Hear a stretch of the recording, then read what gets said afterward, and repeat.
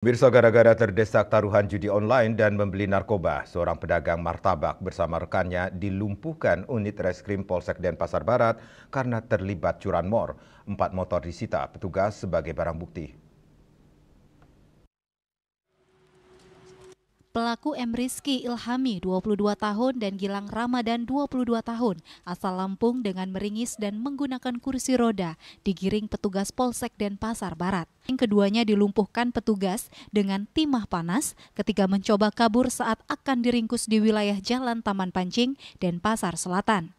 Dalam aksinya, para pelaku kerap menyasar sepeda motor yang tidak terkunci stang maupun kunci nyantol. Terungkapnya aksi kejahatan pelaku yang kesehariannya sebagai penjual martabak ini berdasarkan 4 laporan korban yang terjadi aksi pencurian di wilayah Denpasar Barat. Jadi si pelaku kita tangkap 2 orang di daerah Denpasar Selatan. Setelah itu kita lakukan pengembangan, dapat 4 motor yang dicuri dan 1 motor yang digunakan untuk melakukan pencurian. Kepada petugas, pelaku mengaku mencuri untuk bermain judi online dan membeli narkoba. Motif para pelaku yaitu motif ekonomi, kecanduan judi online, kemudian kecanduan narkoba jenis sabu.